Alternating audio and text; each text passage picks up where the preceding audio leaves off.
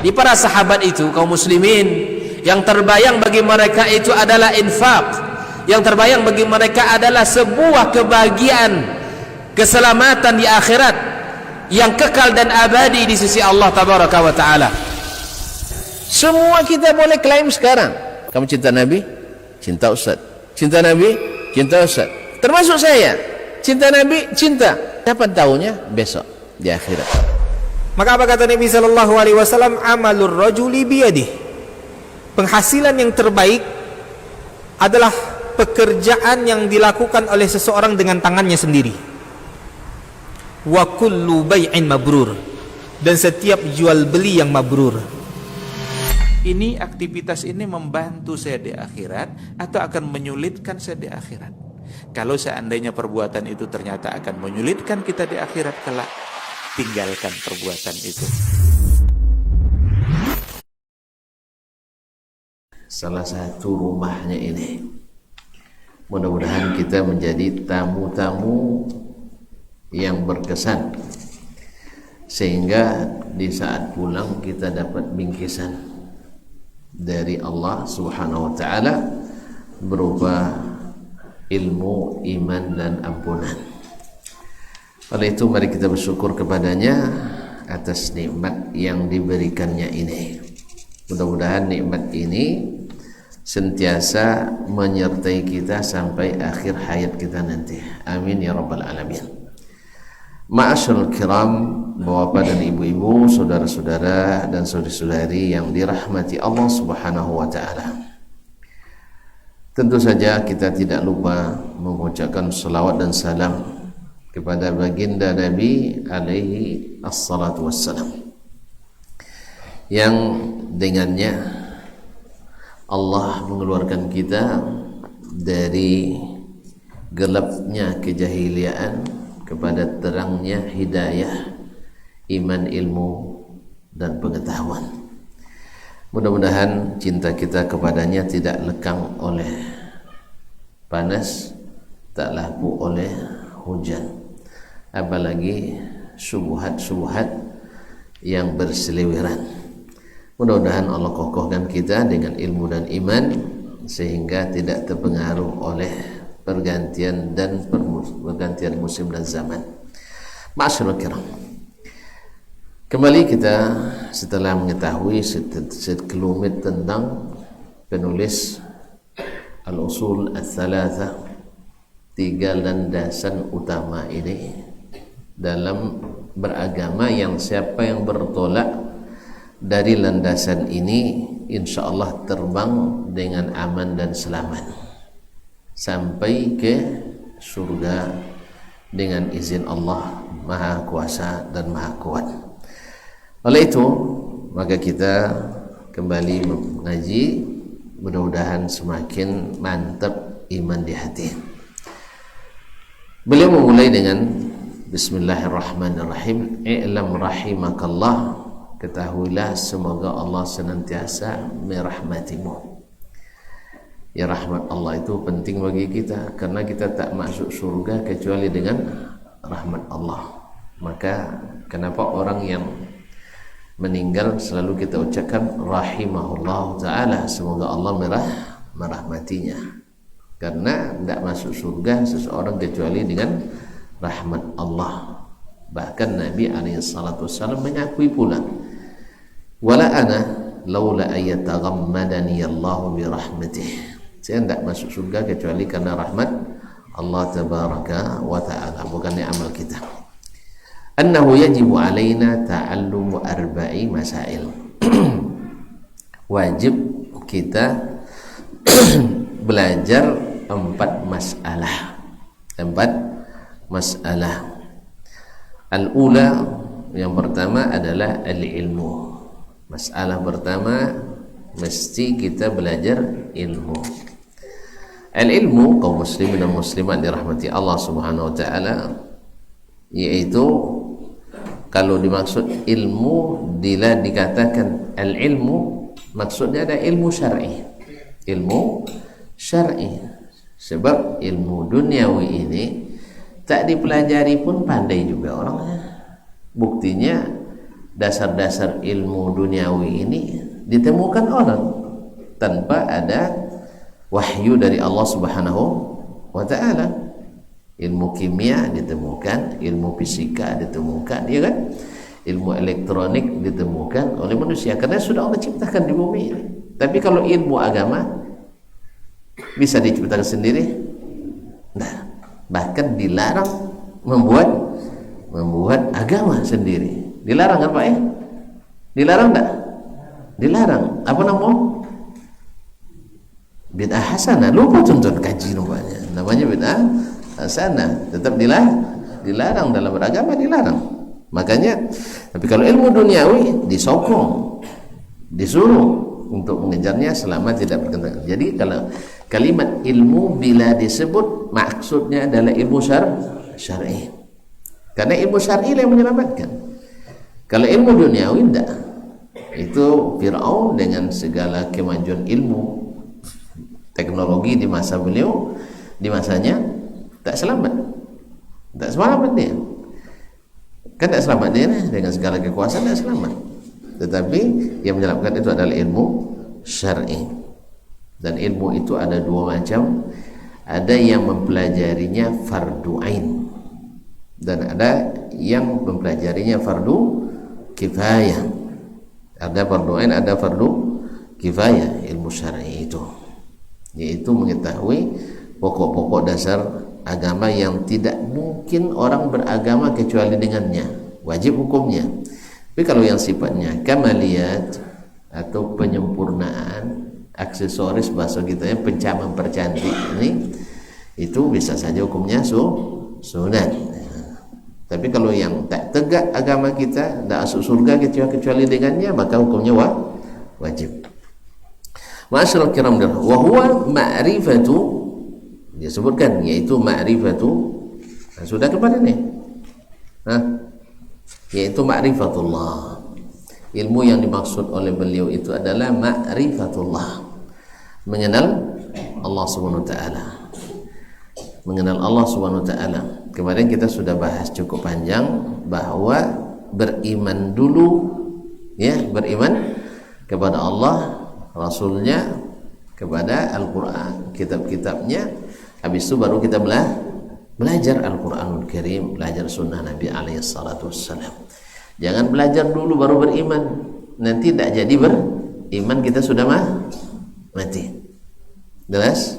Dan inilah manhajnya Ahlus Sunnah wal Jamaah dari zaman salaf sampai khalaf, bahwa mereka beriman dulu pada Allah, beriman pada Rasulullah sallallahu alaihi wasallam sesuai dengan pesan Nabi alaihi salatu wasallam ketika mengutus para dai-nya. Apa yang dikatakan? Apabila kamu seperti Muaz ketika diutus Yaman, kamu akan datang ke suatu kaum ahli kitab, ahli Alkitab. Nah, apa yang harus aku serukan? Serukan mereka untuk beriman kepada Allah dan Rasul, yaitu bersaksi asyhadu an la ilaha illallah. Pokok beriman dulu. Kalau udah terima baru berilmu tentang wajib salat. Kalau sudah mau salat, beritahukan dia mesti berzakat dan seterusnya. Jangan nanti kita mau Islam enggak? Mau belajar dulu ya, kenali dulu Allah dengan segala sifat-sifatnya, nanti baru sudah jelas, nanti baru tidak itu terbalik. Oleh itu kaum muslimin dan muslimat, yang pertama kewajiban seorang mukallaf adalah beriman pada Allah dan Rasulnya sallallahu alaihi wasallam. Makanya setelah kita beriman, maka yang pertama kita pelajari adalah al-ilmu, yaitu ilmu syar'i, ma'rifatullah wa ma'rifatu nabiyhi, dan mengenali nabinya sallallahu alaihi wasallam, wa ma'rifatu dinil islami, dan mengetahui agama Islam ini. Jadi kita setelah beriman, setelah masuk Islam, jadi mukallaf kita yang mesti kita pelajari atau mesti kita pelajari ada 4 masalah. Yang pertama ilmu, yaitu mengenal Allah, mengenal Rasulnya, dan mengenal agama Islam bil adillah, dengan dalil-dalil, dengan dalil-dalil. Dalil-dalil itu adalah Al-Quran dan As-Sunnah. Al-Quran dan As-Sunnah. Karena dalam hal ini tidak bermanfaat kita sekedar taklid saja. Tidak bermanfaat sekedar taklid. Naam. Karena taklid itu derajat paling rendah. Derajat paling rendah dalam beriman bukan hanya karena ikut-ikutan, mesti dengan ilmu. Naam. Karena salah satu syarat daripada kalimat tauhid itu adalah al-ilmu. Adalah al-ilmu. Mesti berilmu. Kalau tidak, karena tanpa ilmu kita tidak akan yakin. Dan tidak yakin itu tidak mau kita tunduk. Kalau tak tunduk tak akan taat. Kalau tak taat tak mau menerima apa yang datang dari Allah Subhanahu wa taala. Kalau tak menerima tak akan cinta kita padanya. Kalau tak cinta kita tidak ridha dengan kalimat itu. Jelas? Maka syarat-syarat ini bertali kelindan semuanya. Jadi ilmu melahirkan yakin, yakin melahirkan cinta, cinta melahirkan tunduk, tunduk melahirkan taat, taat melahirkan menerima apa yang datang dari Allah, dan kalau sudah terima kita akan ridha. Nah, inilah yang menyebabkan tegaknya kalimat la ilaha illallah. Jadi segalanya akan berjalan dengan baik. Tapi kalau tidak dengan ilmu, kita tak akan yakin. Oleh itu kaum muslimin dan muslimat dirahmati Allah, setelah kita bersyahadat, ya, bahkan kita mesti belajar mengenal Allah, mengenal Nabi-Nya sallallahu alaihi wasallam, dan mengenal dinul Islam. Oleh sebab itu, siapa yang tidak mau belajar, berpaling dari pelajari agama Allah ini, bisa-bisa dia keluar dari agama Islam, karena dia tidak tahu ternyata syirik dianggapnya tidak syirik. Kadang-kadang perbuatan atau perkataan kufur dianggapnya tidak kafir dan sebagainya, dan akan berujung dia memang akan insalah, menanggalkan diri daripada agama ini. Karena kalau anda berilmu, dia tidak akan yakin dan dia tidak akan menerima. Oleh itu kaum muslimin dan muslimat rahimanillah wa iyyakum, ini masalah yang pertama yang mesti diketahui oleh kita, bahwa kita mesti mengenal Allah, mengenal Nabi alaihi salatu wassalam, dan mengenal agama Islam dengan dalil-dalil. Berarti agama kita dia adalah agama berdalil. Jadi bukan agama atas pendapat saja.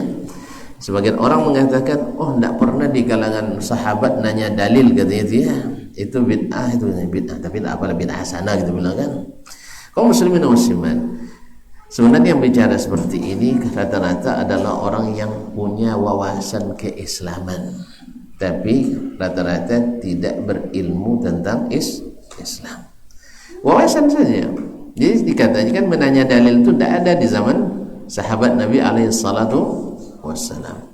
Ini adalah kekeliruan yang luar biasa, ya. Kalau dikatakan tidak, mereka minta dalil atau membukakan dalil. Lalu di mana mereka nak menghafalkan Al-Quran, menghafalkan hadis Nabi alaihi salatu wassalam? Kemudian dalam setiap masalah mereka tanyakan dan mereka landaskan kepada firman Allah dan sabda Rasulullah sallallahu alaihi wasallam. Siapapun yang belajar dengan sungguh-sungguh, belajar hadis Nabi, belajar tafsir Al-Quranul Karim, tahu dia bahwa agama ini berdiri di atas dalil. Dan dalil itu bukan perkataan saya, tidak, bukan perkataan Ustaz Sianu, tidak, bukan perkataan imam ini, tidak, tapi perkataan Allah, dan yaitu firman Allah dan sabda Rasulullah sallallahu alaihi wasallam. Ini yang pertama kaum muslimin muslimat. Yang kedua, as-saniyatu al-amalu bihi. Mesti diketahui, yaitu setelah diilmui mesti diamalkan. Karena ilmu tanpa amal, tentu tahu sendirilah. Sudah selama kita belajar kebalikan, fadlu ilmi salah ala ilmi khalaf, kemudian iqtida'ul ilmi al-amal, dan sudah masyhur di dalam pepatah Arab, al-ilmu bila amal kasyajara bila samarah. Ilmu tanpa amal seperti pohon tidak berbuah. Walaupun kita punya Misalnya kebun kita, kebun apa ya? Kebun limau lah ya. Nah, limau 2 hektar kebun limau kita, tapi tak ada buah. Apa yang nak dibanggakan? Wih, limau saya 2 hektar katanya. Limau kamu hanya 3 batang. Iya, 3 batang limau saya satu pekan panennya 1 kuintal 100 kilo. Ini 2 hektar limaunya panen sepekan, seminggu tidak sampai 10 kilo. Mana namu punya 5 batang tapi panen 1 kilo, atau punya 2 hektar panen 10 kilo. Nah, jadi kita kaum muslimin dan muslimat dirahmati Allah, memang kita memerlukan orang-orang berilmu. Memang orang berilmu memang menjadi menjadi mercusuar, menarah bagi kita untuk menentukan arah kemana. Tetapi kalau ilmu tidak diamalkan walaupun banyak, sama dengan tidak ada. Ya sama tidak ada. Ya, orang punya batang limau dengan tak punya batang kan sama kan? Ya, boleh limau je tapi limau 2 pola, tak apa buah-buah aja kan, sama balik je kan. Lebih baik tak ada kebun. Gitu ya. Makanya ilmu itu jadi hujah yang memberatkan orang yang memilikinya bila tidak diamalkan, karena tidak ada buahnya. Tidak ada orang yang menanam kecuali mengharapkan hasil daripada yang ditanam itu. Kecuali antum tanam gaharu, ada lo batang nak dipakai kan, ya tak? Gaharu, gau kan batang, atau sarai pun dimakan doang. Nak makan doang sarai, tidak ada sarai sekarang. Aso ini makan. Nak pun di gunung doang. Batang, ke awak batang kalau di Arab daun. Itu dia. Awak daun berbuang ya. Maksudnya batang dibuang deh. Jadi ketika daun dibuang deh, ambil doang Indonesia. Batang dibuang ambil doang Indonesia. Cuman ketika awak buang daun, dah lah doang Arab ambil kan. Allah Ustaz. Jadi kalau sitan daun diambil deh, batang dibuang. Jadi diambil ada awak. Sama je pola ikan yang sitan nak makan pola ikan deh. Awak saya suka sama mohe-mohe pola ikan. Jadi ayo kalau orang punya catering sitan untung kadang. Apa sebab orang Indonesia pola ikan lebih mahal pada daging. Orang sitan dah dia pola orang. Hanya boleh minta aja pola ikan. Kan awak kan mahal pola. Ya kan mahal kan? Padahal tulangnya sih. Itulah image, itulah terbangun seperti itu. Orang setan tak dong yang non mahal. Polo dibuang lah, akhirnya dibuti di orang Indonesia. Jadi dijual mahal deh. Boleh buat sekali atau gratis sudah tu jual mahal. Itu apa dong daun saya kah? Buat apa? Enggak, itu apa campuran minum teh. Coba buat daun saya. Coba bang, sudah itu jual lagu suruh. Kaum muslimin muslimat. Baik, jadi wal amalu bihi. Yang kedua adalah diamalkan. Karena amalan itulah yang menunjukkan bahawa seseorang meyakininya. Maka agama kita adalah dinul amal. Sebab orang yang tidak mengamalkan nanti, orang yang paling dahsyat azabnya pada hari kiamat itu orang yang berilmu tapi ilmunya tidak bermanfaat bagi dirinya. Ya, ada 3 nanti yang disegerakan azabnya. Pertama adalah orang yang mati di jalan Allah. Kan syahid nomor, kan syahid, tetapi kosen dia tidak berniat karena Allah. Zahirnya dia mati syahid di mata kita, mati dalam jihad fisabilillah. Subhanallah, ternyata dia berperang itu supaya dapat gelar pahlawan. Pahlawan apa namanya? Pahlawan nasional, pahlawan. Pokoknya ingin dapat gelar dikatakan seorang kesatria. Dan itu dia sudah dapatkan di dunia. Maka di akhirat tinggal azabnya. Subhanallah. Yang kedua adalah orang yang qari Al-Quran dan orang yang berilmu. Ditanya lagi nanti, kenapa kamu? Katanya saya baca Quran, saya belajar ilmu untuk untuk menegakkan agamamu. Kata Allah SWT, Allah Maha tahu apa yang di hati kita. Allah Maha tahu. Walaupun mulutnya berbusa mengatakan saya ikhlas, tapi Allah Maha tahu di hati kita. Ya kita kan, tonton kan melihat aja kan.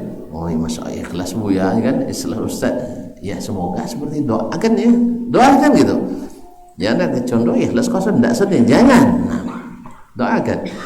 Ternyata dia baca Quran supaya dia katakan qari, Kampar qari, Riau qari, nasional qari internasional. Kalau nya alim ulama Kampar, ulama Riau, ulama nasional, ulama internasional, dan seterusnya. Ini kan hati kan, makanya niat itu di mulut apa di hati? Niat di mulut apa di hati? Makanya niat itu di hati, bukan di mulut kan? Karena mulut bisa saja bohong, mulut bisa saja bohong. Bapak bayu cunya seikhlas selanya, so bedu pia, nongol pewangi, kesan seikhlas, jadi kan kesannya ndak ikhlas. Oleh itu kaum muslimin muslimat, ikhlas itu bukan di mulut, tapi di hati. Nah, Allah SWT Maha tahu. Ya'lamu sirra wa akhfa, Allah Maha tahu yang rahasia dan yang lebih tersembunyi dari yang rahasia. Maka dia katakan kazabta, kamu bohong. Kamu baca Quran supaya digelar qari. Kamu baca ilmu supaya digelar alim. Wa qad qil, gelar itu sudah kau dapatkan di dunia. Maka lalu diseret di atas muka ke dalam neraka Jahannam. Na'udzubillah, tsumma na'udzubillah. Ma'asyiral kiram dirahmati Allah SWT. Yang ketiga adalah orang yang diberi harta suka berinfak. Ya, sulit itu dan berimpak sudah sulit ya. Kan sunoko juga enggak. Allah janjikan 1 rupiah yang kita infakkan dapat balasan 700 rupiah. 1.700.000.000, 1 miliar. Tidak kena wujud dulu ya. Jazawu ilanam. 1.700.000.000, bahkan lebih dari itu. Wallahu dha'ifu liman yasha. Dan siapa yang ikhlas, ia dapat. Siapa yang tidak, dia nanti terlaknat. Makanya ditanyakan kepadanya, katanya, ya Allah, tidak satu pun jalan kebaikan kecuali saya infakkan harta saya di situ. Orang bikin jalan saya ikut, orang bikin masjid saya ikut, orang bikin dakwah saya ikut nyumbang, orang bikin sampai mau balik pun bantu juga, ya kan? Sampai janda-janda pun saya bantu katanya. Tetapi apa yang kau inginkan? Ibtigha wajhik, yaitu mengharapkan ridhamu. Ternyata kata Allah, kazabta, innama fa'alta dzalik yuqal innahu jawad, supaya dia dapat gelar dermawan, dan itu sudah kau dapatkan. Sudah dapat di dunia. Makanya kaum muslimin dan muslimat, ini membuat kita hati-hati betul dalam berilmu, dalam berharta, dalam membaca dan sebagainya. Karena kalau tidak ikhlas justru menjadi bumerang bagi kita. Makanya wal amalu bil ilmi, itu penting mengamalkan ilmu itu. As-salisa, masalah yang ketiga kata beliau yang wajib kita ketahui adalah mesti berdakwah. Ya, dah sampai ilmu mesti didakwahkan. Tidak boleh sembunyikan ilmu itu. Ilmu itu mesti disampaikan. Jadi kalau ada orang mencoba, oh nanti Rabu ngaji, Kamis potong jenggot. Rabu ngaji, Kamis potong? Oh, potong celana. Jumat potong? Cukur jenggot? Apa dia jenggot? Nah, habis Sabtu berfatwa, ya, tidak apa-apa. Jadi antum ngaji hari ini, habis itu nanti tahu bahwasanya isbal itu tak bagus, potong aja. Setelah tahu pula berjenggot itu bagus, biarkan dia tumbuh. Nah, hari Sabtu kita dakwahkan ilmu. Berapa ilmu tadi itu? 2, 3 ya? Apa yang ketiga? Dakwah, dakwah. Berarti 2 itu memelihara jenggot dan Ini misalnya diantaranya, karena itu yang dikatakan berdakwah hari Sabtu. Berdakwah di hari Sabtu udah punya ilmu. Ini bagus. Kalau ini tidak bagus, boleh dakwah kan? Boleh dakwah dengan satu ayat? Boleh. Nabi katakan ballighu anni walau ayah. Sampaikan dariku walaupun satu ayat, tapi berfatwa jangan. Nah, fatwa nanti tanya muftinya. Tanya mufti. Orang yang berhak berfatwa. Tapi kalau berdakwah, semua orang boleh berdakwah dengan ilmu tadi. Kan pertama ilmu, habis itu amalkan. Awak dulu mulai, jenuh semua orang yang kan. Awak dulu. Jadi, dan biasanya kita tidak akan percaya diri berdakwah kecuali sudah mengamalkan. Ya sahabatnya apa namanya tidak isbar, tapi awak tak berani potong. Wah jelah dulu dan dulu aja kan, tidak bisa. Tapi berani setelah kita melakukan itu. Nanti sabui doang katanya, sabui doang 2 hari, 3 hari, air kampek, Cina lah nengok lagi kan, samurnya. Lalu ada jambu awe masih muda-muda datang datuk. Kau dia muda lah kalian ambilnya, ulun ciamnya.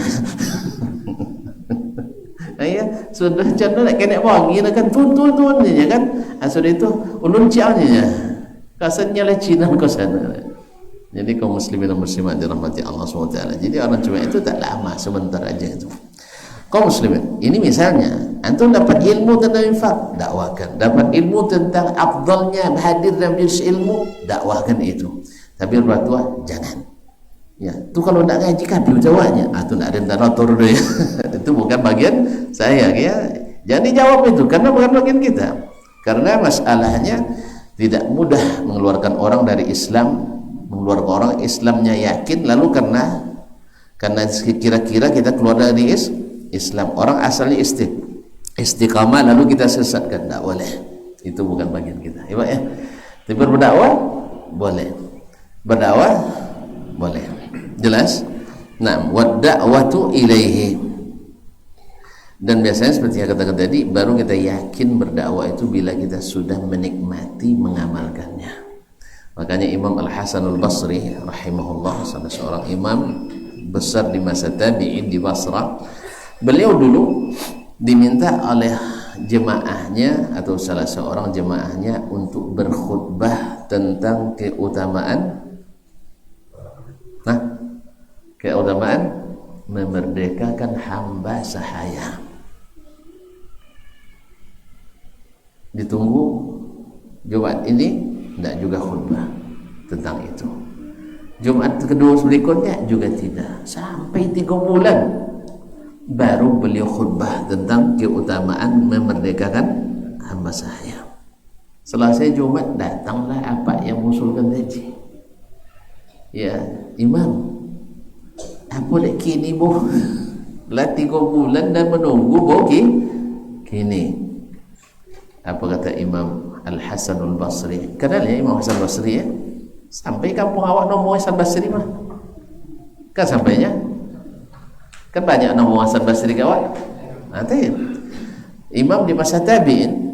Nah, apa kata beliau? Ketika engkau minta saya berkhutbah tentang itu, saya tidak punya uang dan juga tidak punya hamba sahaya.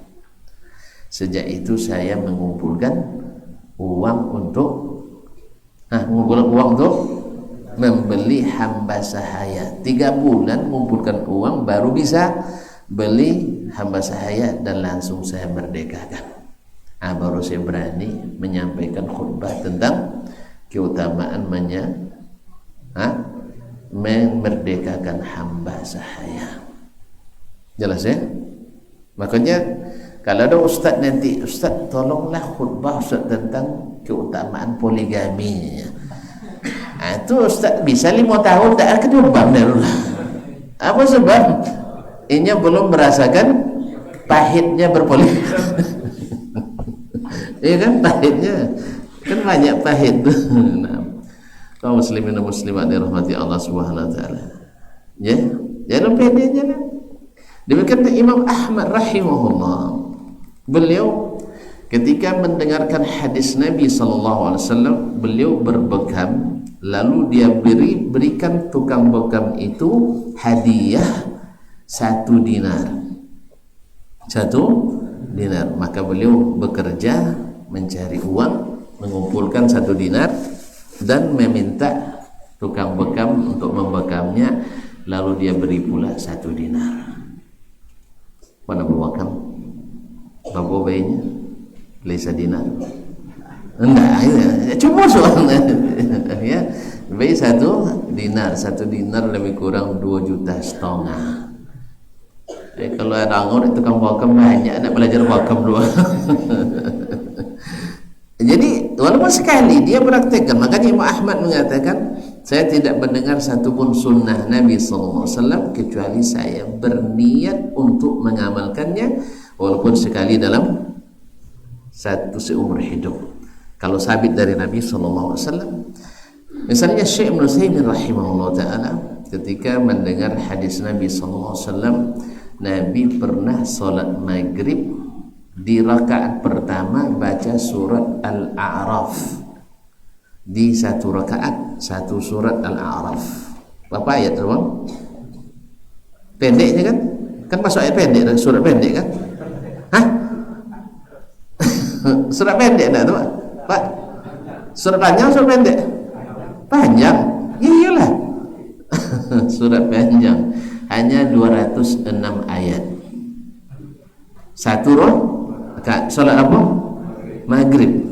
Kan untuk mematahkan argumen sebagian kawan kita yang mengatakan bahwasanya salat maghrib waktunya pendek. Enggak, maghrib itu panjang waktunya. Saya bilang pendek, 1 jam 10 menit atau 1 jam 13 menit. Enggak percaya? Ada jadwal? Hah? Enggak, masuk kok tuh.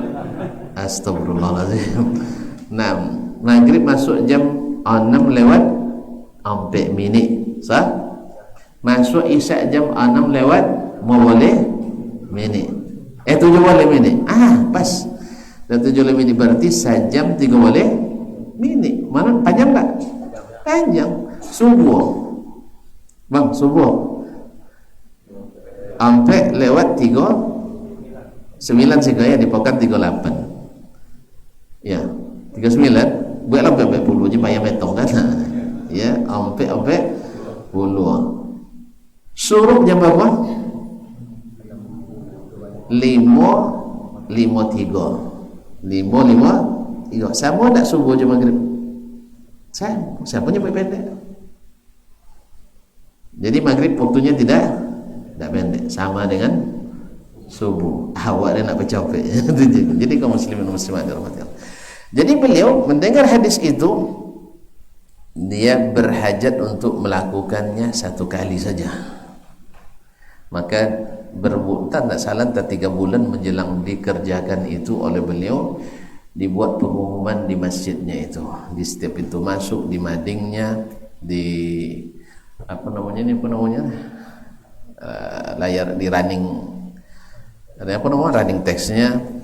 Pokoknya dibuatlah di pengumuman di luar, di mana-mana diumumkan bahwa kami tanggal sekian bulan itu, tahun itu, maghribnya kami akan salat maghrib rakaat pertama baca surat Al-A'raf. Siapa yang punya hajat jangan salat maghrib di masjid kami hari itu. Jelas ya? Itu 3 bulan tuh diberi pengumuman. Dilaksanakan oleh beliau 1 kali saja seumur hidupnya, seperti yang diceritakan oleh muridnya. Sekali. Tuh awak bila coba. Coba sekali. Saya tapi tak ngaji lah. Cik salat maghribnya tak jangan betul rakaat pertama Al-A'raf, rakaat kedua Inna A'thaina. Iyalah. Kaum muslimin sekali aja. Ya iyalah. Tapi yang kawan nak cukup 3 bulan 3 tahun pengumuman. Ya 3 tahun pengumumannya. Jadi subhanallah. Ini di antara sunnah-sunnah yang tidak selalu dilakukan. Tidak sunnah laku sama ada tadi bayar tukang bekam nanti 1 jentau aja. Sekali-sekali. Nah. Azan dulu ya. Nah, silakan.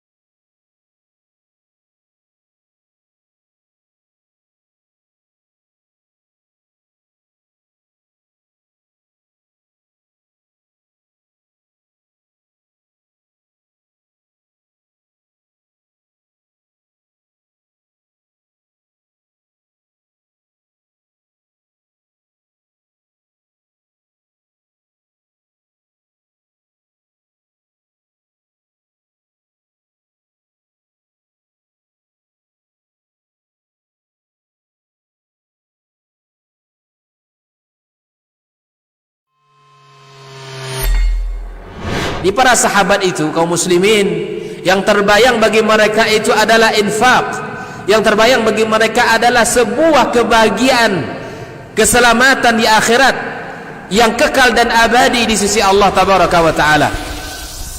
Semua kita boleh klaim sekarang, kamu cinta Nabi, cinta Ustaz. Cinta Nabi, cinta Ustaz. Termasuk saya, cinta Nabi, cinta. Dapat tahunya besok di akhirat. Maka apa kata Nabi sallallahu alaihi wasallam? Amalur rajuli biyadih. Penghasilan yang terbaik adalah pekerjaan yang dilakukan oleh seseorang dengan tangannya sendiri. Wa kullu bai'in mabrur. Dan setiap jual beli yang mabrur. Ini aktivitas ini membantu saya di akhirat atau akan menyulitkan saya di akhirat? Kalau seandainya perbuatan itu ternyata akan menyulitkan kita di akhirat kelak, tinggalkan perbuatan itu.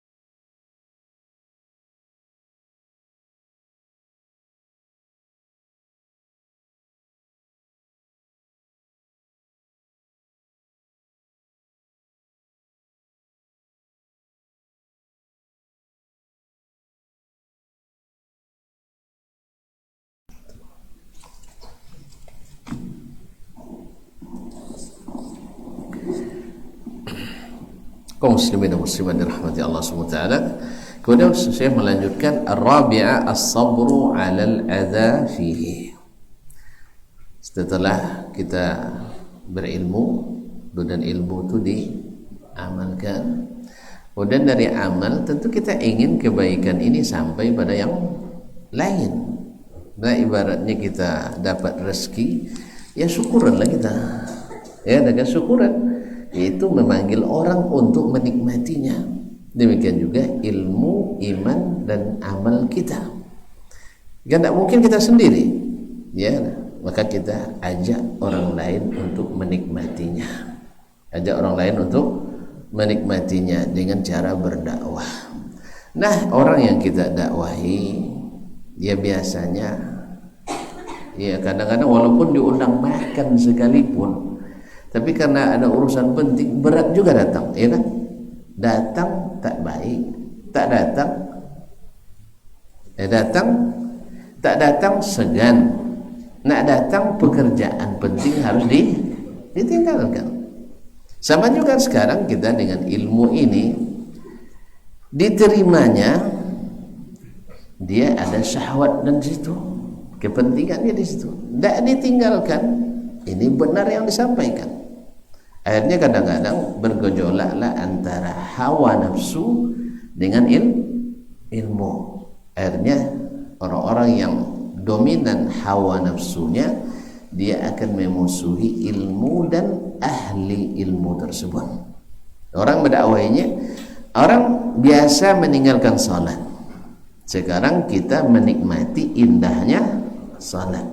Lalu kita ajak orang yang senang meninggalkan salat. Berarti terganggu enggak? Terganggu dia. Terganggu. Dan lah nyaman itu yang ganggu-ganggu dia. Enggak salat muajir sakit dan kan. Wang salat bansik. Kan itu kan bahasanya. Akhirnya terganggu dia. Orang yang biasa misalnya berjudi.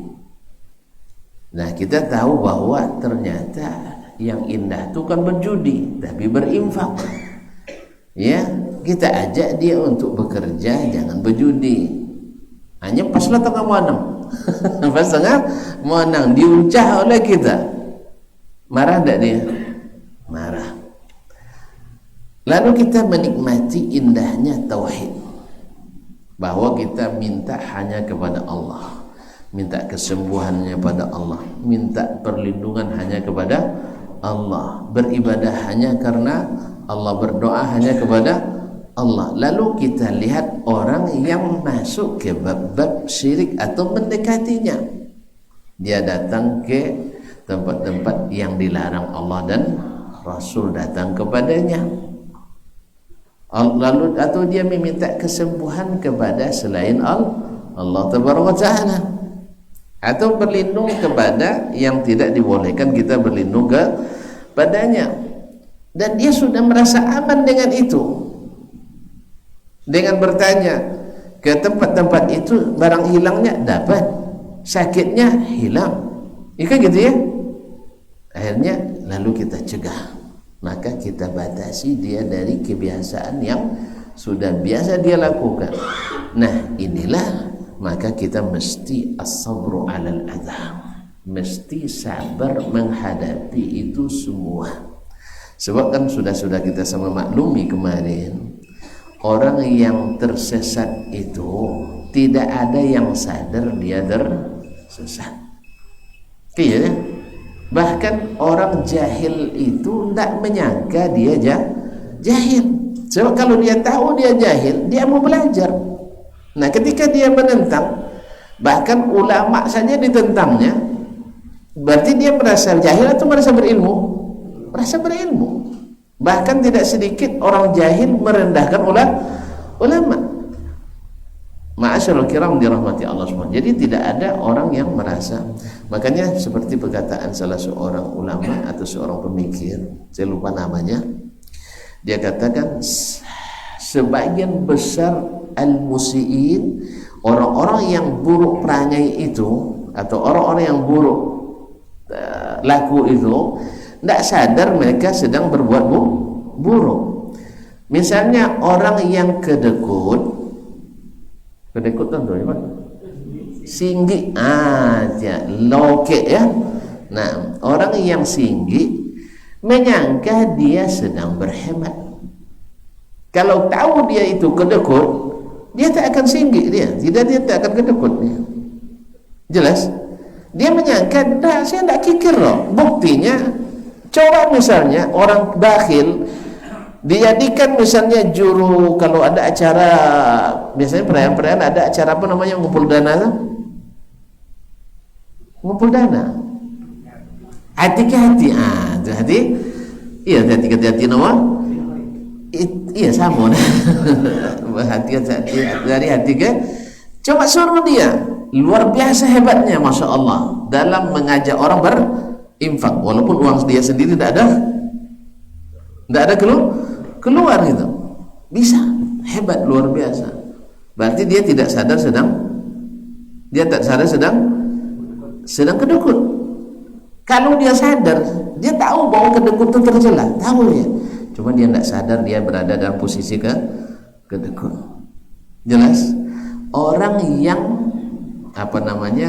maghrur, yang terlalu pede pada dirinya, dia mengira dia sedang punya percaya diri tinggi, padahal orang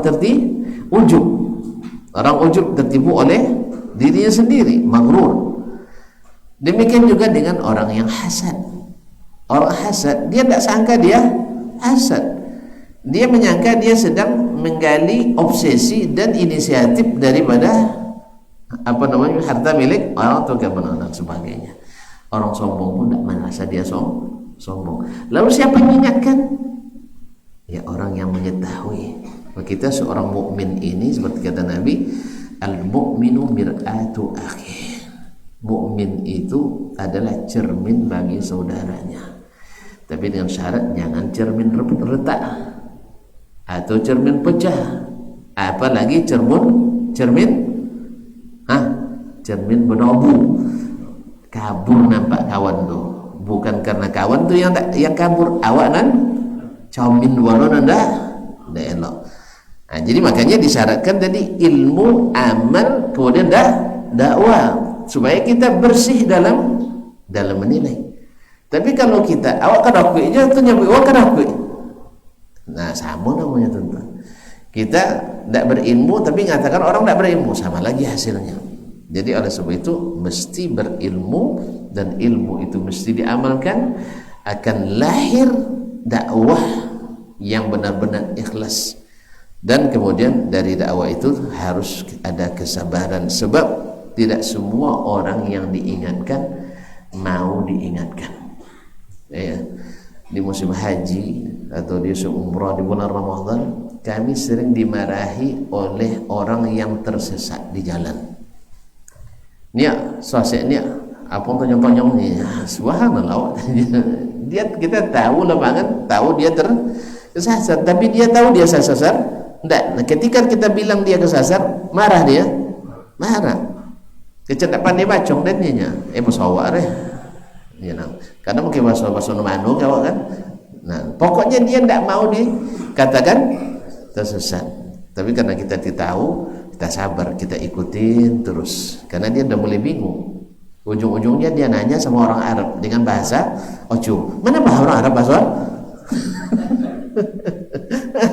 Ini bahasa Indonesia, masih bahasa Indonesia juga kampung awak bukan? Akhirnya kita dekati. Ketika tidak ada yang bisa menunjukkan Afrika apalagi kan, mana tahu dia tidak bawa kartu juga. Setelah dia bingung dan terdesak, baru kita dekati. Boleh, ibu dari mana ya kan? Tempatnya di mana? Itulah saya bingung deh katanya. Sebab tadi katanya jangan ikut campur kan, sekarang lalu dia bingung. Nah, jadi dai juga seperti itu. Awal-awalnya subhanallah, antum macam setan nampak oleh mad'u itu. Sabar dulu. Jangan marah-marah. Ya, jangan marah-marah. Bahkan walaupun tak dianggap dakwah kita sama sekali, tidak ada masalah, sabar. Nanti suatu saat dia akan melihat kalau Allah ingin hidayah baginya, akan datang masanya dia akan masuk hidayah kepadanya. Nabi kan begitu. Kan sahabat tidak semua masuk Islam langsung kan?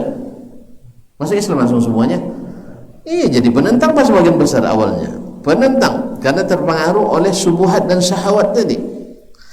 Terpengaruh oleh subuhat para pembesar kaumnya dan oleh syahwat karena terganggu kepentingannya.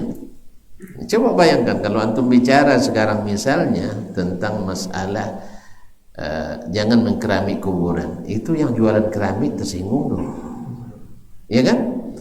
Kalau bicara lagi tentang pemubaziran, ketika ada orang meninggal kirim papan bunga, itu yang punya dagang flores, nanti memprovokasi itu, Ustaz papu kaji gitu ya. Itu hati-hati bahaya kajinya itu, kaji baru. Ya kan? Banyak akan kepentingannya akan ini. Padahal kaum muslimin, karena apa? Khawatir hilang kepentingan itu. Oleh sebab itu maka seorang dai mesti bersabar. Nah, apa dalilnya yang empat ini? Kata Syekh, wad dalilu qauluhu ta'ala. Ini enaknya belajar dengan ilmu pemahaman as-salaf itu seperti itu. Ada dalilnya. Kalau sebagian kan tak boleh tanya dalil katanya. Kan Syekh kan berilmu, dia tak boleh, jangan ditanyakan kenapanya. Pokok ikut aja lah, ikut aja. Kita tak pakai doktrin, kita tak pakai doktrin Indonesia. Ada apa namanya? Ada pernyataan ulama, ada dalilnya. Apa yang pertama katanya tadi? Berilmu, ya tak? Kedua, mengamalkan ilmu. Yang ketiga, mendakwakannya. Keempat, bersabar atas segala rintangan yang terjadi akibat dakwah itu. Baik, dalilnya firman Allah Subhanahu wa taala, Bismillahirrahmanirrahim, wal asri, demi masa. Demi masa, Allah bersumpah dengan masa. Karena masa itu sangat berharga kaum muslimin. Semenit yang lewat lebih jauh dari 100 tahun yang akan datang. Nah, baik, demi masa. Innal insana lafi khusrin. Sesungguhnya manusia semuanya benar-benar merugi. La ilaha illallah. Jadi hukum asalnya kita merugi. Ya, ketika Allah akan menurunkan kita ke bumi ini, malaikat sudah diberi ilmu oleh Allah. Kenapa ya Allah engkau jadikan yang jadi khalifah di bumi itu orang-orang yang suka berbuat binasa, atajalu fiha may yufsidu fiha. Apalagi wa yasfikud dima, dan mudah menumpahkan darah. Demi mencapai keinginannya, saudara pun dibunuh, macam Qabil membunuh Habil, ya kan? Saudara kandung sendiri dibunuhnya. Berapa banyak orang saudara dan saudara bermusuhan gara-gara kekuasaan, kadang gara-gara perempuan, kadang-kadang gara batas tanah, gara pematang pembunuhan, kadang-kadang sudah itu pematang tinggi jadi mati mundur kan, Allah musta'an. Jadi kenapa menciptakan itu? Karena memang mereka suka buat rusak, menumpahkan darah, kufur pada Allah. Hari ini yang banyak muslim atau non muslim? Karena tidak boleh sebut kafir kan? Nah, mana yang banyak muslim atau non muslim? Kafir. Berani nampaknya. Mana yang banyak orang muslim atau non muslim? Non muslim lebih banyak, kafir lebih banyak. Ya. Berarti yang rugi lebih banyak atau yang beruntung? Yang beruntung. Yang rugi lebih banyak.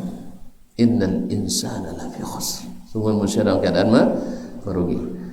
Illa allazina amanu, kecuali orang-orang yang beriman. Lihat kaum muslimin, mohon maaf ini ya, tidak disebutnya illa allazina alimu, kecuali orang berilmu, tidak. Karena tidak sedikit orang berilmu juga merugi.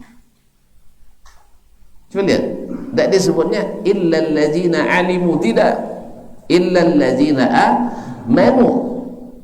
Walaupun iman itu mesti dengan ilmu, tetapi ilmu belum tentu melahirkan iman bagi yang tidak mengamalkannya. Jelas? Iya enggak? Contoh konkret je lah ya. Berapa banyak kita orang yang coba di rokok tentu ya, jangan ada beda bang. Rokok iklannya rokok membunuhmu, iya. Nah, membunuhmu berarti semua tahu tak bahaya rokok? Tahu. Tapi mau tak yang mau selamat dari rokok banyak pun tak? Tak kan? Sikit. Jadi dia tahu, tapi tetap rugi. Sebagian besar umat Islam tahu tak salat itu menguntungkan? Tahu. Umat Islam tahu, tapi sebagian umat Islam salat atau tidak? Tidak. Hah? Awak belum salat lagi ya? Lakonan kritik. Awak belum salat lagi. Semua sih teman-teman. Nah. Ya, banyak umat Islam tidak salat, bukan tidak tahu. Makanya Allah kita katakan illal ladzina alimu, kecuali yang berilmu tidak. Tapi Allah katakan illal ladzina amanu. Makanya Al-Quran sendiri jadi petunjuk bukan bagi orang yang mengetahuinya, tapi bagi orang yang beriman. Ya kan? Zalikal kitabu la raiba fihi hudan lil muttaqin alladzina yu'minun. Menjadi petunjuk bagi yang bertakwa. Siapa? Orang yang beriman, bukan orang yang berilmu. Jelas? Jadi ilmu, sekadar ilmu tak menguntungkan. Orang berilmu bisa saja rugi. Kapan dia tidak rugi? Bila mengamalkan ilmu. Nah, illal ladzina amanu, kecuali orang yang beriman. Kalau sudah beriman berarti mengamalkan ilmunya. Dia tahu, diyakini dengan hati, diikrarkan dengan lisan, dan diamalkan dengan perbuatan. Itu yang iman itu. Maka kalimat iman itu kalimat jami'ah, kalimat yang sempurna, meliputi perkataan, meliputi keyakinan, meliputi perbuatan, bukan hanya sekedar mengetahui. Karena mengetahui tidak, kalau hanya mengetahui tidak menyelamatkan. Fir'aun tahu dia Musa. Fir'aun tahu dia Musa dan tahu dia Rasul, tetapi dia ingkari karena uluan, karena merasa tinggi, wastikbaran karena merasa sombong. Iblis tahu nggak dia Adam? Tahu dia nggak Allah SWT? Tahu dia, tapi pengetahuannya tidak diamalkannya sehingga dia sombong, mengingkari perintah Allah yang tak boleh diingkari sama sekali. Jelas kaum muslimin? Jadi ilmu semata-mata tidak menyelamatkan sampai diamalkan. Illal ladzina amanu. Kemudian iman mesti ilmu. Siapa yang beriman mesti karena ilmu. Nah, illal ladzina amanu wa amilus shalihat. Kecuali orang beriman dan beramal saleh. Dikhususkan amal di sini karena iman sendiri sebenarnya sudah beramal, tapi dikhususkan lagi beramal saleh. Wa tawasau bil haqq. Setelah diamalkan, tawasau bil haqq, berdakwah. Wa tawasau bis sabr, dan saling mewasiatkan untuk sabar, karena memang dakwah selalu ada tantangan. Kalaulah Sayyiduna Muhammad sallallahu alaihi wasallam wa huwa ahabbul khalqi ilal khaliq, makhluk yang paling dicintai Allah Subhanahu wa taala, tidak luput dari tantangan dakwah. Ditentang oleh orang-orang dekatnya. Jadi kalau ada yang membuat subuhat, misalnya si fulan ulama di masanya bermasalah, tengok dulu bermasalahnya dengan siapa, dengan ahlul haq atau dengan ahlul batil. Nah, kalau dengan ahlul batil berarti memang para nabi semuanya bermasalah di zamannya. Antum cari nabi yang tidak ada masalah dengan kaumnya, ada? Enggak. Jadi hujjah bahwa dia bermasalah di zamannya itu hujjah masalah, itu hujjah yang masalah gitu. Karena seluruh nabi, seluruh rasul dipermasalahkan oleh kaumnya, bukan karena keburukannya, tapi karena keburukan orang yang mempermasalahkannya. Jadi kalau orang dakwahnya di zaman ulama itu dipermasalahkan oleh siapa? Oleh ahli bid'ah, berarti dia ala sunnah. Oleh ahlul ahwa, pengikut hawa nafsu, berarti dia ahlul haqqul, dan lawannya ahlul batil. Kita lihat aja siapa yang permasalahannya. Ternyata misalnya Imam Ahmad bermasalah di kaum di masanya. Siapa yang permasalahannya? Ternyata kaum Mu'tazilah. Orang Mu'tazilah. Imam Abu Hanifah bermasalah di zamannya, dipermasalahkan oleh orang-orang ateis mulhid. Imam Asy-Syafi'i bermasalah zamannya. Siapa bermasalahkannya? Adalah orang-orang ilmu kalam. Nah, orang-orang mutakallimin. Nah, kalau ada kita hari ini bermasalah, tengok dengan siapa kita bermasalah, dengan ahli sunnah atau dengan ahli non sunnah. Allah musta'an. Ya kaum muslimin, kalau bermasalahnya dengan pengikut hawa, dengan pengikut selain sunnah, maka kita katakan masalah ini sebenarnya bukan dari kita, tapi dari ahli masalah itu sendiri. Oleh itu kaum muslimin dan muslimat, kadang-kadang subuhat kadang-kadang timbul dengan cara seperti bahasanya, masya Allah. Oh, si fulan bermasalah di zamannya, ditegur, tidak dimusuhi oleh ayahnya, dimusuhi oleh saudaranya, dimusuhi. Kalau itu alasannya Nabi kita, siapa yang musuhi dia? Acu Abu Lahab. Acu Abu Lahab, siapa dia? Abu Lahab, paman dia, paman kandungnya. Iya kan? Dipermasalahkan oleh kaumnya, orang-orang dekat dengannya. Jelas? Apakah karena dipermasalahkan oleh orang-orang kafir lalu Nabi salah dakwanya? Tidak.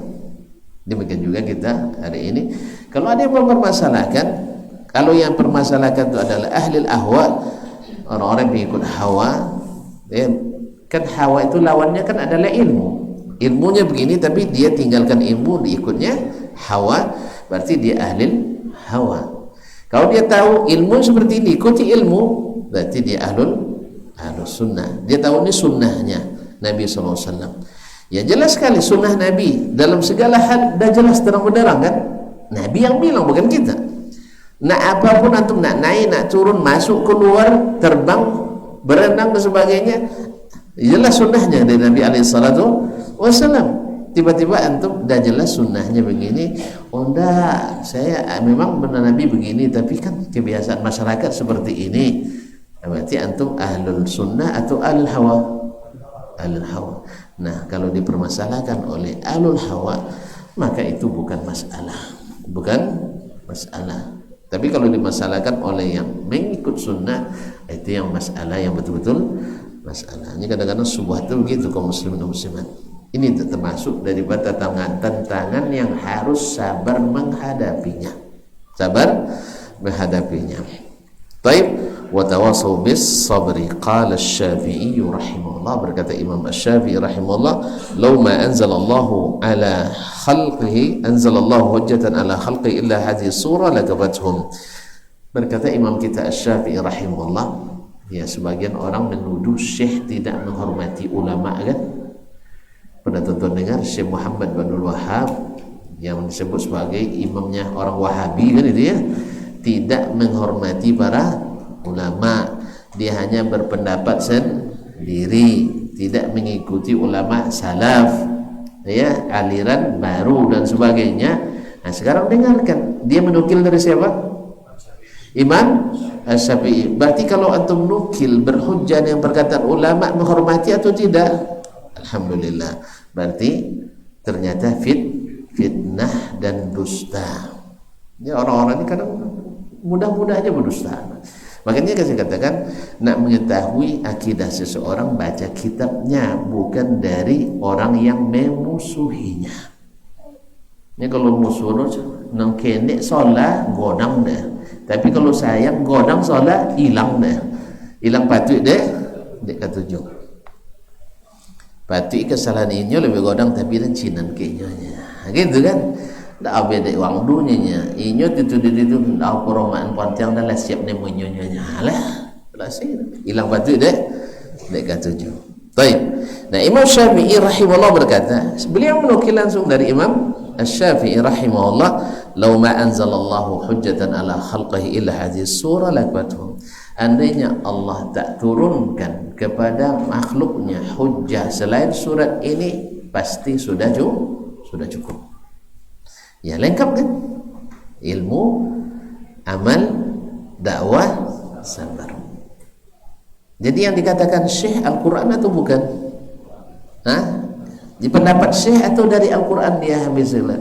Di Al-Quranul Karim. Kalau tidak, rugi kita. Bila berilmu saja tak beriman, rugi kita. Beriman saja tak beramal, rugi kita. Beramal saja tidak berdakwah, rugi kita. Berdakwah saja tak sabar, rugi. Sampai kita beriman, berilmu, beramal, berdakwah dan sabar. Nah, kalau lu kan sabar capek-capek lu dakwah apalagi berbantuan, karena mau dakwah ini memerlukan kesabaran. Wallahu musta'an. Makanya kalau bisa orang bersalah pun seolah-olah kita nggak tahu, seolah-olah kita nggak tahu kita orang itu bersalah. Kalau bukan karena waktu, saya bawakan banyak kisah nyata, bukan kisah karangan. Nah, wa qala al-Bukhari, sekarang menukil dari siapa? Imam Al-Bukhari. Imam Bukhari, ya kan? Jadi pendapat sendiri lagi? Tidak. Dia menukil dari para imam yang mu'tamad.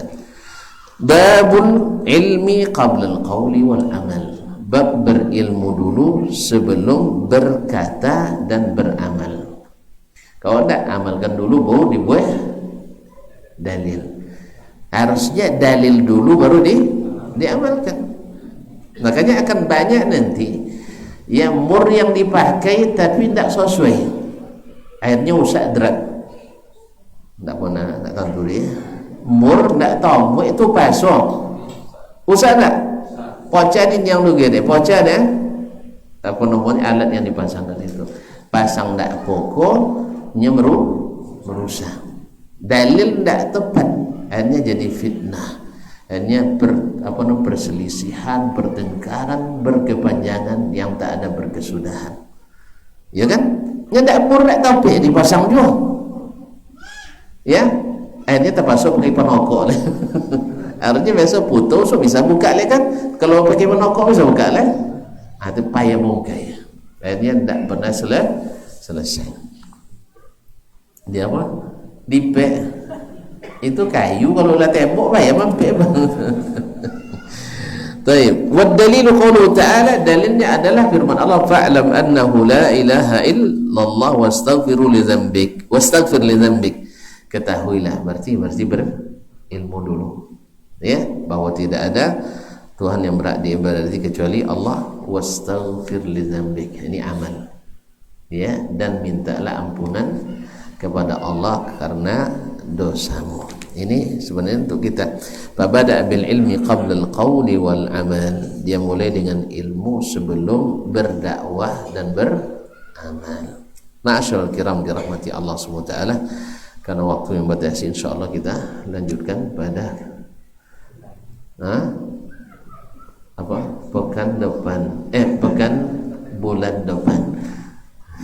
Pekan bulan depan, pekan keempat bulan depan.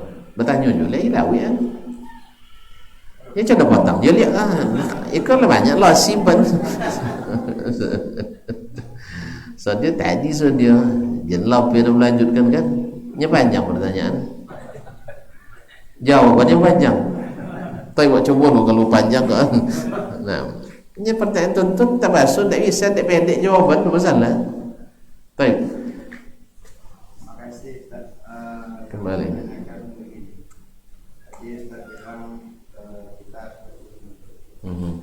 Di zaman sekarang kan kemajuan teknologi banyak uang penjuru melalui YouTube. Jadi bagaimana kita menyikapinya kalau pendapat itu berbeda? Ustaz, yang kita terima secara langsung begini, kalau di YouTube Ustaz ini begini, beda. Jadi kami yang di bawahnya orang awam ini itu pusing. Mana yang benar sebenarnya, orang ini pakai dalil, Ustaz kita ini pakai dalil juga. Jadi bagaimana kita menyikapi? Terima kasih. Itu panjang jawaban. Kalau kan panjang dia tinggal. Kalau kan panjang tinggal bololok dulu. Nah, kaum muslimin dan muslimat dirahmati Allah. Di zaman kita sarana ilmu banyak. Dia sarana untuk ilmu banyak. Cuma mungkin barakahnya kurang. Dulu orang mencari satu hadis 3 bulan. Sekarang 30 hadis 1 klik. Tetapi ada tak yang berani mengatakan bahwa Profesor Syafi'i lebih alim dari Imam Syafi'i?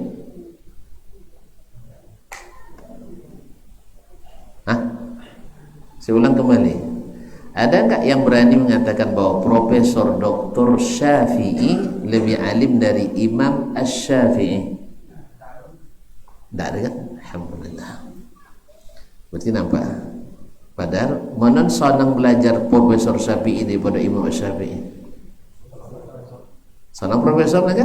Kalau sampainya belajar ke luar negeri naik pesawatnya. Imam Syafi'i dulu berjalan kaki. Coba bayangkan dari Baghdad ke Kufah ke Basrah, kemudian turun pula ke Makkah, Madinah, kemudian pergi ke Yaman, pergi ke Mesir. Terang namanya naik keledai. Tak kasir kan? Nah, itu kan. Tapi Masya Allah ilmunya ya melahirkan profesor-profesor ribuan, jutaan mungkin orang yang profesor karena pelajari ilmu Imam Asy-Syafi'i rahimahullah ta'ala.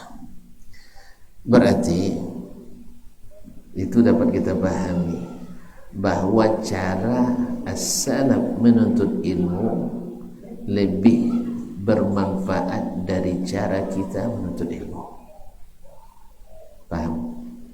Alun dah. Itu tidak bisa tidak pendek jawaban. Termasuk panjang jadi. Ulang lah. Jadi apa pun apa tadi kau main? Jangan dah. Suak je berjalan dah. Contoh. Iya asli.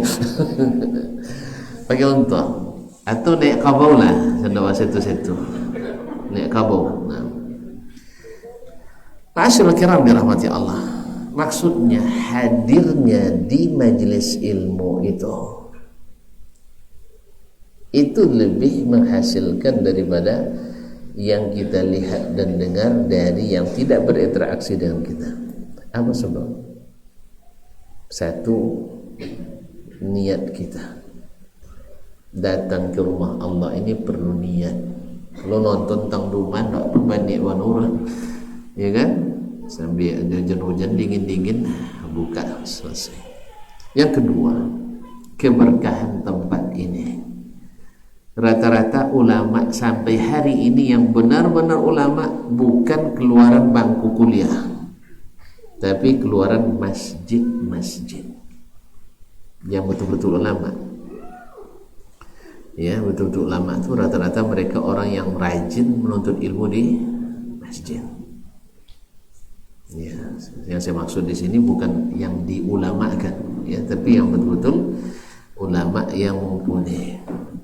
Kan kita kan kadang-kadang tidak ulama tapi dapat SK ulama ada gitu.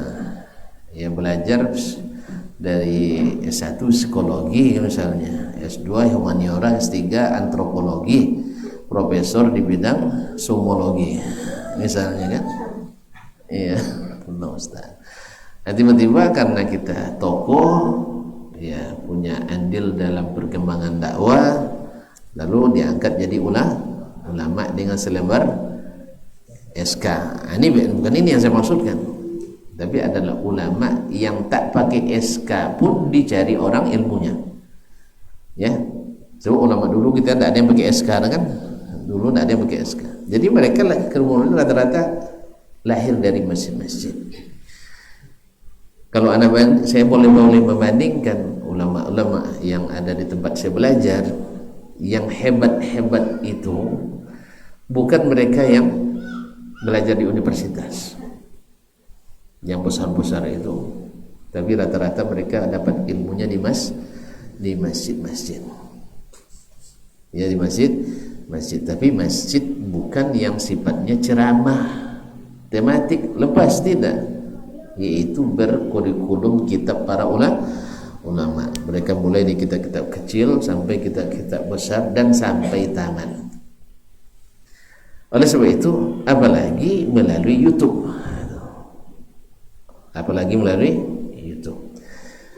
Nah, sekarang masalahnya antum bilang tadi, ustadz yang kita hadir langsung di majelisnya menurut dia seperti ini, sedangkan menurut ustadz di YouTube seperti ini pula, padahal dalilnya sama. Akhirnya kita pusing. Itu maksud tadi kan. Makanya kalau pusing tinggalkan.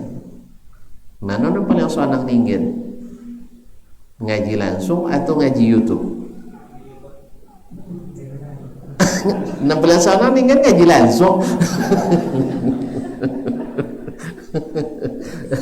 Ya kan?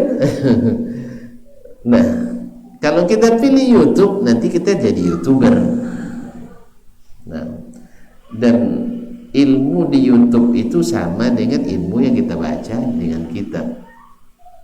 Walaupun sekarang mendengar suara ustadz berceramah, bedanya adalah seolah-olah kitab dibacakan kepada kita. Soalnya kita tidak bisa berinteraksi. Apalagi antum yang di YouTube itu bukan ikut dari awal sampai akhir.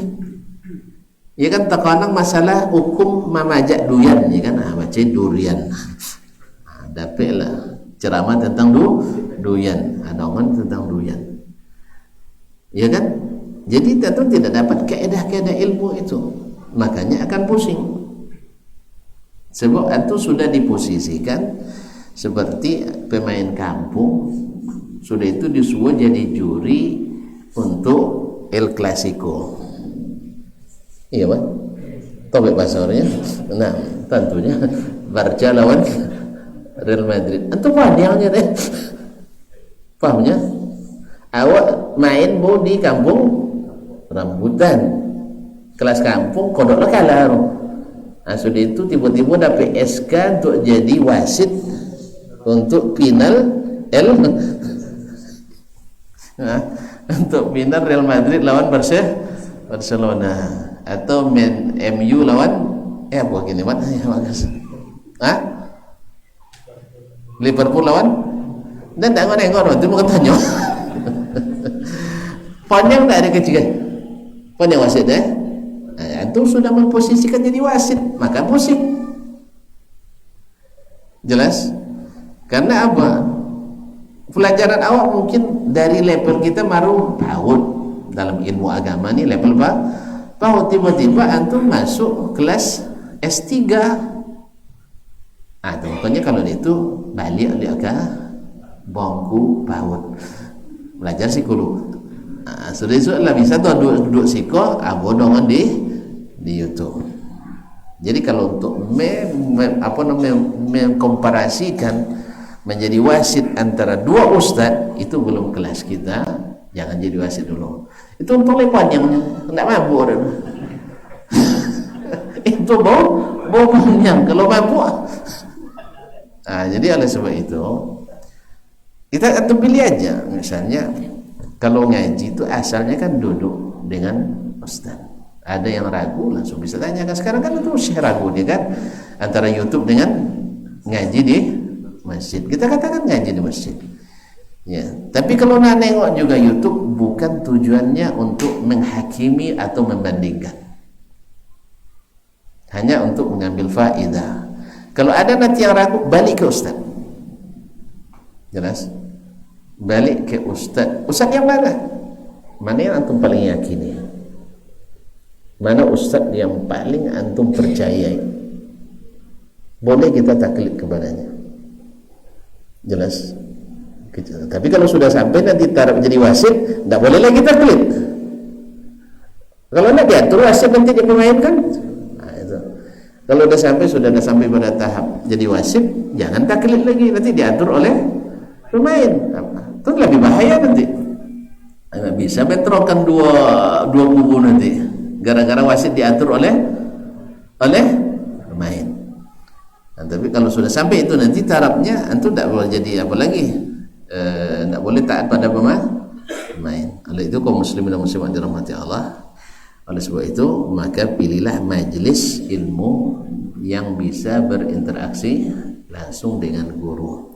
Sebab YouTube itu ibaratnya sama dengan belajar ke buku juga, karena itu tidak bisa langsung belajar kepadanya. Cuman ibarat buku sudah dibacakan. Perlu diketahui bahwasanya sering dikatakan oleh para ulama, seperti kata Ali bin Abi Al-Qattan mengatakan, man kana syaikhuhu kutubahu fa khata'u aktsar min sawabihi. Siapa yang gurunya hanya kitab-kitabnya, maka salahnya lebih banyak daripada benarnya. Ya, antum baca kitab beda dengan yang dijelaskan oleh syekh. Syekh itu dia sudah memberikan yang matang kepada kita, yang masak. Sebab apa? Dari ujung ke ujung dia sudah pelajari. Jadi bisa dia mengaitkan mana yang bertentangan, mana yang bukan bertentangan. Nah, Allah Ta'ala alam. Ini ada contoh bertentangan banyak ya. Apa contoh? Iftirash. Itu. Tapi tidak pernah puan yang empat. Yang ada di YouTube dan tengok sudah ada kita. Ini ada sebuah belasan hari kan. Alurnya kan sholat itu setiap selesai sholat, nya tawarruk. Kalau jamaah sifat, Iftirash. Iftirash kan. Iya. Jadi kalau lainnya waktu rakaat adalah masalah selesai. Tawarruk ya kan. Iya. Jadi itulah yang boleh meragukan. Itu apa buat panjang? Mamanya kan yang baik semua. Sana apa panjangnya tak kan panjang buat awak dah. Nyasa keduanya tak. Asanya. Awak lebih mencari yang paling sama. Nyejen di posong-posong kono. Kalau di posong-posongnya tak mesti dipaksakan. Ya. Nak tawarruk sah tak salatnya? Asa tak salat tawarruk? Alhamdulillah. Iftirash asa? Alhamdulillah. Apa bapaknya?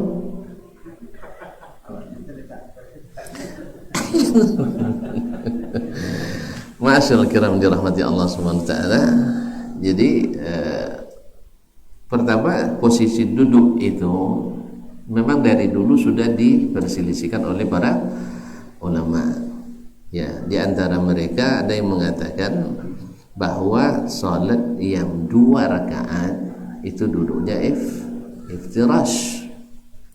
Inilah pendapat Imam Ahmad bin Hanbal yang hafal 1000 hadis, dan juga pendapat Imam Abu Hanifah.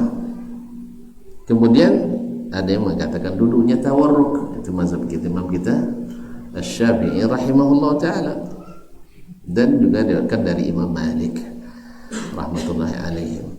Sebab tidak ada dalil yang sharih dari Nabi SAW. Itu riwayat dari para sahabat dan yang setelahnya.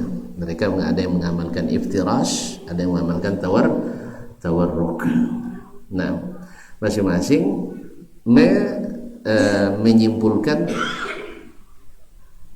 kalau kenapa dia tawarruk, dia lihat dari sisi dia duduk terakhir, maka dikiaskannya ke duduk terakhir. Yang lain di antara sahabat yang melaksanakan iftirash, dia melihat dari salat ini hanya 2 rakaat. Nah, setiap 2 rakaat Nabi duduknya iftirash. Jadi ditariklah dalilnya benang merahnya seperti itu oleh para sahabat yang mengamalkan tadi. Dari Nabi yang saya ketahui, walaupun 10 dalil tadi bukan dari Nabi, dari sahabat. Kalau dari Nabi yang sharih seperti itu bahwa beliau salat subuh iftirash, saya tidak mengetahui dalilnya langsung dari Nabi alaihi salatu wasallam. Sebab kalau langsung dari Nabi kan ikhtilaf dia. Nah, ini amalan as-salaf. Jelas. Jadi sebagaimana mereka tidak ponyang, jangan ponyang lawak deh. Imam Syafi'i tidak ponyang, dari Imam Ahmad tidak ponyang. Badannya sama-sama. Kan samanya Imam Syafi'i dan Imam Ahmad pon akik-akik. Ini pon akik-akik. Imam Ahmad Imam Syafi'i ini pon akik-akik. Tuh apa dia ponyangnya? Nah, jadi kita tenang aja. Nyaman rasanya dengan tadi, ya, pendapat yang mengatakan bahwasanya dilihat dari dia merupakan duduk terakhir, maka dekatnya kepada tawarruk. Tapi kalau dia daripada duduk 2 rakaat, maka dia iftirash. Wallahu ta'ala alam. Ya, kalau saya dulu tawarruk dulu, tapi setelah belajar ke Madinah jadi iftirash. Teman saya orang India dulu iftirash, teman saya angkatan sampai doktor juga dari satu. Nah, ketika dia masuk S3, dia rubah jadi tawarruk. Akhirnya dia yang pindah ke Syafi'i, saya pindah ke Hanafi. Dah. Nyepan yang saya nengok dan salat dah. Kalau sempat panyang nengok dan salat, 2 martabat. Pertama minta, dan kalau dah pernah salat, Ustaz tolong tawarruk. Atau jenatin dan Allah musta'an. Taib Mahlawi, ya nah. Jadi sifatnya seperti itu aja. Jadi tidak perlu karena kedua-dua duduk itu alhamdulillah sepakat ulama mengatakan tidak membatalkan salat, baik yang tawarruk maupun yang iftirash. Tidak ada setahu saya yang mengatakan batal salatnya. Wallahu taala alam. Wa sallallahu ala nabiyyina Muhammadin wa sallam. Wa subhanakallahumma bihamdik asyhadu an la ilaha illa anta astaghfiruka wa atubu ilaik. Wassalamualaikum warahmatullahi wabarakatuh.